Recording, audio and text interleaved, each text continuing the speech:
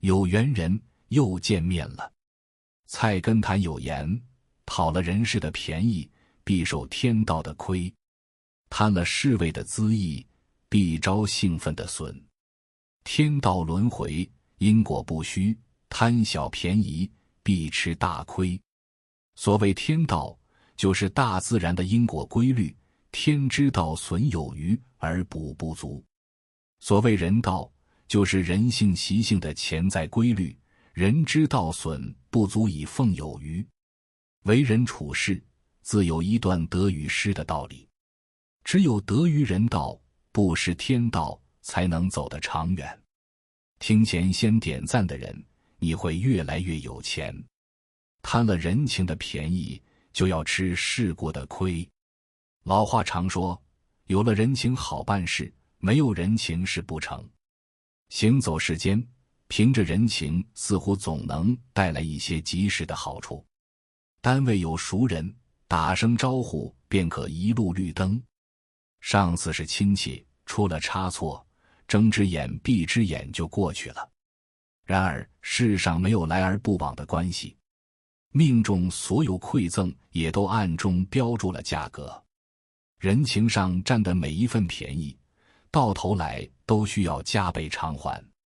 朋友小陈靠着多年打拼，终于当上公司的项目主管。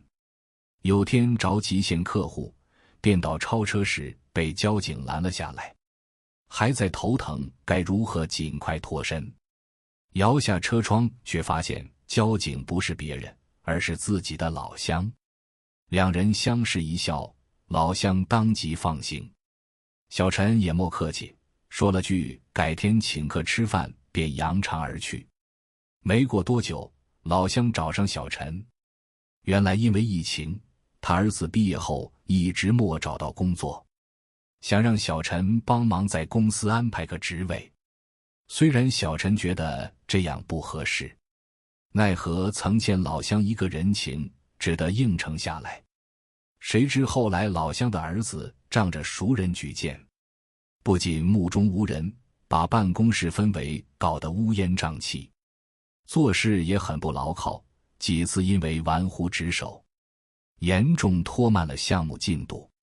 这时小陈才悔不当初，若一开始就按规矩办事，乖乖缴纳罚金，也不至于生出如此多的事端。演员阿尔·帕西诺曾说，人情是开路的剑，也是自负的剑。这世上最难算的账是人情账，最难还的礼是人情礼。吃人嘴软，拿人手短。每一笔人情往来的便宜，都是对人生的透支。透支到最后，怨谤丛生，寸步难行。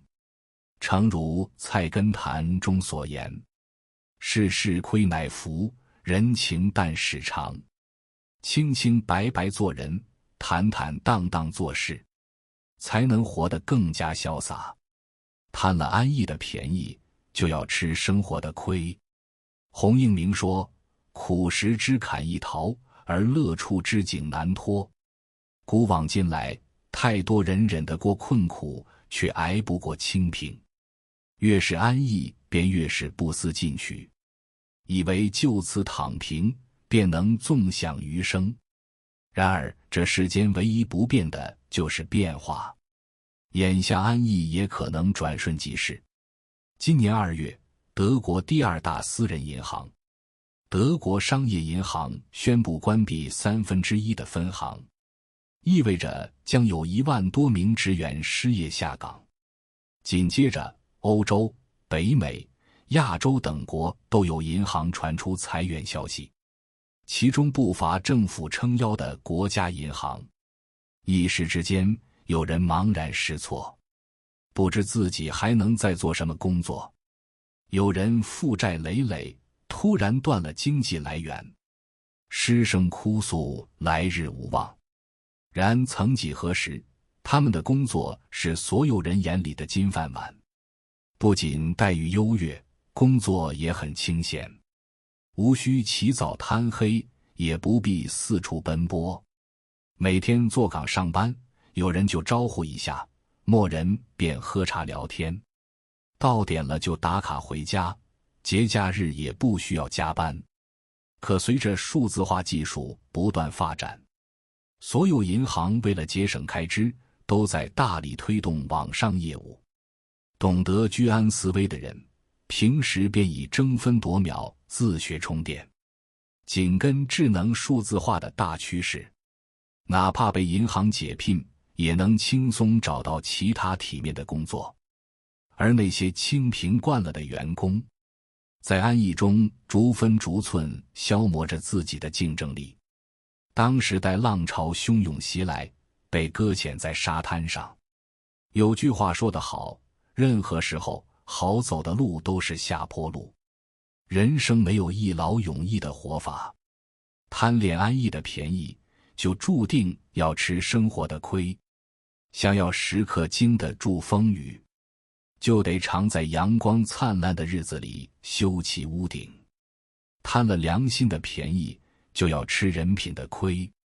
余秋雨的书中曾提到一位老信客，他为交通闭塞的村庄递送日常的信件与包裹，大半辈子都是兢兢业业。虽然生活穷苦，却很受乡亲们的敬重。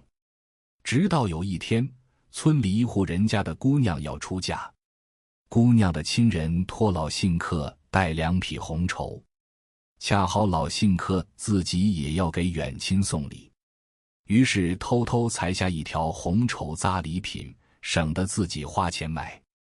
偏偏这户人家很精明，在红绸两端做了记号，就是为了提防有人偷捡偷用。这下老信客彻底栽了跟头，不仅姑娘家对他大肆责难，之前让他带过东西的村民也在背后议论，怀疑自己的东西也被偷用过。老信客声辩不清，恨不得用剪刀戳自己的手，但不管如何悔过，也追不回村民们的信任与尊重。最终他只得远走他乡。临走时面对新来的信客，满脸凄伤地说：我名誉遭践了，信客就在一个信字，千万别学我。几寸红绸的便宜，就这样断送了一生的人品。李世民曾说，积善3年，知之者少，为恶1日，闻于天下。好人品要经年累月去打造，但被摧毁却是一夜之间的事情。人这一生最不值得的，就是为一点蝇头小利，昧了一时的良心，走窄了以后的路。勿以善小而不为，勿以恶小而为之。不占良心的便宜，才能免吃人品的大亏。贪了精明的便宜，就要吃格局的亏。美国一位 CEO 主动舍弃100万年薪的新闻上了热搜。2015年，丹的信用卡服务公司已面临连续数年的亏损。为了扭转颓势，他做了一个惊人的决定，自己放弃了100万年薪，把职员们的最低年薪提高到了7万美元。消息一出，各界震惊。福克斯新闻甚至嘲笑他是疯子中的疯子。然而6年过去了，丹的公司非但没倒闭，收入反而增长了3倍，客户数量也激增。即使遭遇疫情的冲击，员工们也不离不弃，哪怕主动降薪，也要陪着公司挺过难关。曾国藩曾说，成大事者首重格局。自降年薪，表面上看似吃亏，实则鼓舞了职工的士气，也为公司以后的崛起积蓄了力量。相反，一个人如果在小事上锱铢必较，眼界就会受到局限，自然很难成就大事。看过这么一个故事，有位米店老板设宴款待卖秤的人，让他把秤砣配得轻一些，如此一来，他便能在卖米时少些斤两，一天就省下不少的本钱。但很快人们发现，称重相同时，别家米店给的米明显会更多一些。久而久之，老主顾都跑到别家去买米，老板原本红火的生意也一落千丈。古人有云：大聪明的人，小事必朦胧；大懵懂的人，小事必死茶。太过计较的人，看似精明，实则愚蠢。自以为占了便宜，其实一直在吃格局的亏。唯有着眼长处，凝视小利，才能稳住人生大局。胡雪岩说，世上诸事都有两面，这一面占了便宜，那一面就要吃亏。舍人情的便宜是成熟，舍安逸的便宜是智慧，舍精明的便宜是格局。循着人道做事，顺着天道做人，身无事端，心无愧惧，一辈子才能活得轻松快活。我有个朋友，公司之前开得很大，由于不懂得遵循因果规律和人性，最后公司一夜间倒闭。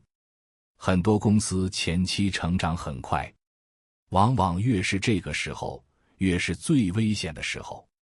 高处不胜寒，就连曾老都说过，人往高处走时要谨慎，越是有高度的越危险。你没钱的时候，莫几个人惦记，一旦做大做将了，因为不懂人性，利益分配不均，那么势必就会引发很多人眼红。一个公司最重的东西是什么？是人才。有人才，公司才会有源源不断的财富。而留住人才最好的办法是什么？肯定不是画大饼，而是实打实的利益。天道里的丁元英就是深谙这两套系统的人。不懂他的人觉得他很另类冷血，懂他的人就会知道他真的是高手，运化的炉火纯青。对于刘冰、叶晓明等人的退股，其实他早有预料，又或许说，这个局本身就是他一手谋划，为了将来公司更大的时候有了不必要的麻烦，倒不如提前先将心性不定的人踢出局。丁元英在五台山论道触发了两个核心关键词：杀富济贫和文化属性。设局杀掉只有矛没有盾的林宇峰，杀富；帮忙王庙村脱贫脱困，济贫。而要实现这两个目的，就得必须参透天道和人道。当丁元英内心深处依旧在犹豫，为去一趟五台山，表面上是解疑打火，其实终究是为了寻得一个心安。他最后的成功是必然的，他能站在更高维的角度去设局，而低维的人只能被碾压。现实中大多数人都是刘冰、叶晓明这类人，毕竟人性都是趋利避害，有利自己的便趋之如鹜，不利自己的便迅速远离，撇清关系。能赚大钱的都是什么人？认知思维高的人。只有当认知达到一定的层级，就能脱离底层思维，站在更高维的角度去看待问题，解决问题。认知一旦开窍，也就意味着跟财富近在咫尺。天道到最后，谁才是最大的赢家？芮小丹路上意外遇到通缉犯，与歹徒搏斗，最终去了天国。乐圣林宇峰面见了丁元英后，前往鸡公山的途中坠崖身亡。主角丁元英功成身退，打败乐圣集团后，经好友韩楚风护送下返回德国。急功近利的刘冰、叶晓明担忧自身的利益受损，提前退出了葛律师。刘冰拿着丁元英给他的密封文件，公然要挟欧阳雪。撕开文件袋后才发现是一堆空白，绝望之下跳楼自杀。萧亚文的境界不亚于丁元英。毕竟跟着丁元英当助理那么多年，近朱者赤，其认知境界自然也很牛逼。所以他凭借自身的能力当上了格律师掌门人，而欧阳雪继续任名誉董事长，而农村出身的冯世杰在跟着刘叶二人一起退股后，他把自己股份抵了生产设备，自己又搭进去了 2.4W， 不愿让村民承担风险。他骨子里是善良厚道的，所以基于王庙村桥梁之用，萧亚文就决定给冯世杰留下 20% 的股份。所以我个人认为冯世杰才是最大的赢家。除开善良厚道的德行，他能从贫穷的王庙村杀出来，就足以证明他的认知力不同寻常。穷人学弱势文化，富人学强势文化，导致大部分穷人越来越穷，富人却越来越富。文化属性就能决定一个人能走多远。强势文化的人制定规则，弱势文化的人遵守规则。强势文化的人以法律作为底线，弱势文化的人以道德作为底线。所以越穷的时候，越不要忘了去打开自己的认知思维。面对新事物和新思维，不要加以抵触，而是要尝试着去理解、融会贯通。当你站在一个高于事物规律的维度，很多问题都会迎刃而解，赚钱也能像喝水一样简单。认知不开窍，就只能在低纬度里赚到认知内的小钱，而一旦开了窍，就能实现税后收入。即使你睡着以后，账户也能源源不断的进账。事物的变化发展是不以人们的意志为转移而进行的，正是所谓的客观规律。规律只能认识、遵循，不可改变。规律的特征就是本来、本是一定这样。人法地，地法天，天法道，道法自然。天下万事万物必须遵服自然，所以有论衡、浅告。夫天道，自然也。书汤好。天道福善祸淫，降灾雨下，天道具有奖惩功能。例老子《道德经》30章有：物壮则老，谓之不道，不道早已。其意为事物过于壮盛了，就会变衰老，这就叫不合于道，不遵守常道，就会很快的死亡。63章有：夫轻诺必寡信，多易必多难。其意为那些轻易发出诺言的，必定很少能够兑现的。把事情看得太容易，势必会遭受很多困难。再例道德经64章：为之于未有，治之于未乱。民之从事，常于积成而败之，慎终如始，则无败事。其意为在事情还没有发生之前，就做到防微杜渐，就不会有乱子发生。做事常于己成而败之因，是没有做到慎终如始。如做到慎终如始，就不会有败事发生。以上这些就是天道规律，如不遵守，必然会遭到天的报应，一定失败。当然，天下所有事物都有一套各自的运行规律，只要遵守，一定会100%成功。所以《道德经》还有一句话：天网恢恢，疏而不漏，就是没有一件事物会逃脱老天的眼睛而遭到奖励或惩罚的。对于人性，有人说，实际上人是没有固定的道德观念的。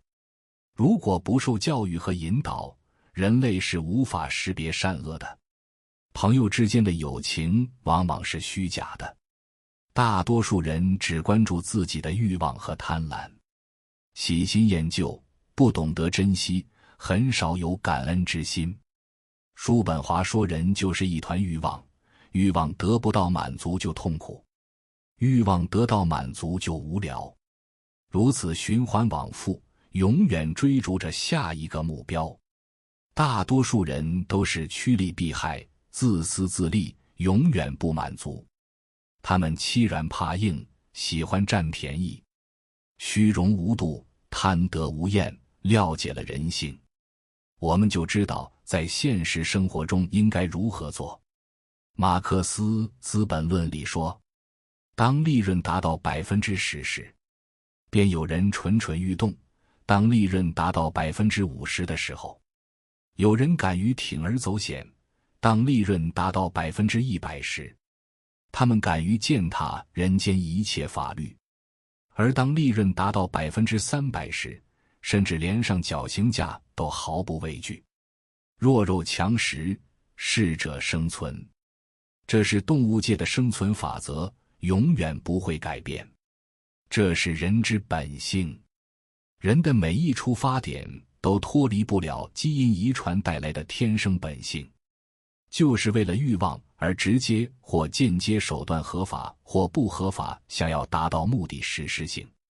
所以受骗之人必为不了解人性之人，可怜之人必有可恨之处。凡是了解人性之人，不该发生的一定会杜绝发生。当然，人也有善的一面。孔子说，人之初，性本善，善良也是人的本性。人道在于人很难支配欲望，反倒容易被欲望支配，于是人也就容易减损已经不足的，却偏偏去增益本来就已经过剩的。马太效应就是这样的道理，就是强者永远都是越来越强，可弱者则永远是越来越弱。现实当中，人的本性就是这样，不喜欢成长，因为成长太痛苦，最好能够随心所欲过好这一生。但是人如果不成长，不努力，不上进的话，就会变得越来越懒惰，最终也会变得越来越失败。还有一些人明明是靠一时的运气，或者说因为一时侥幸取得了一些成果，然后就忘了自己是谁，到处炫耀，到处挥霍。菜根谭说，地低成海，人低成王。人永远最难过的是自己这一关。其实人道就是懂得谦卑，懂得低调，因为总有一些人会比你更强大，也总会有新的强者站在你的眼前。只有学会接纳，保持低调，我们才能够降低期待，也才能够拿出谦卑的姿态来面对一切。懂得人道的智慧，运用人道的能量，以人道为准则，做好自己，提升自己，保持谦卑，戒掉傲慢，这样才能让自己的日子过得越来越主动，越来越有奔头。王阳明说，今人病痛，大抵只是傲，千罪百恶，皆从傲上来。傲则自高自恃，不肯屈下人，故为子而傲必不能孝，为帝而傲必不能替，为臣而傲必不能忠。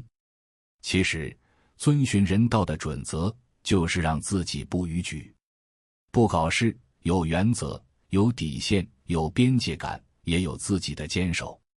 最终如同《周易》有云，谦尊而光，卑而不可逾。人有多谦卑，就有多高贵，日子才会越来越好。懂天道就是洞穿天下事物的本质和规律，懂人道就是看透人的思想行为和善恶本性。只有这样，方可行之江湖。傲视群雄，独步天下而永不败之。所以你一定不要放弃思考，只有那些保持深度思考的人，才是最难被取代的。无论是研究人道还是天道。其实都是我们思考中的一部分，而一旦停止思考，就很容易落入底层，跟随大潮，失去了自主独立意识，成了一棵墙头草。天之道，上善若水，道法自然。人之道，不仅要有菩萨心肠，还得有金刚手段。只有让天道与人道合一，才能从底层中顺利突围。真正的高手善于向自然借能量，同时保护好自己的内在能量，同频共振，天人合一，才能与金钱这股能量发生另一种维度的衔接。最后我想说，无论你决定要去做什么的时候，一定要去做难而正确的事情，去主动干自己所追求的事业，并内化知识，不断接收新思维，增加自己的核心价值壁垒，不过分期待结果，减少完美主义的心态。只有当你去聚焦，才能做长期正确的事。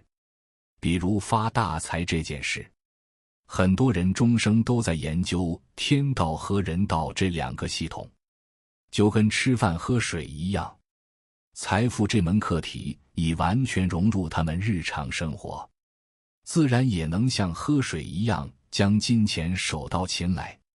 希望你早日领悟。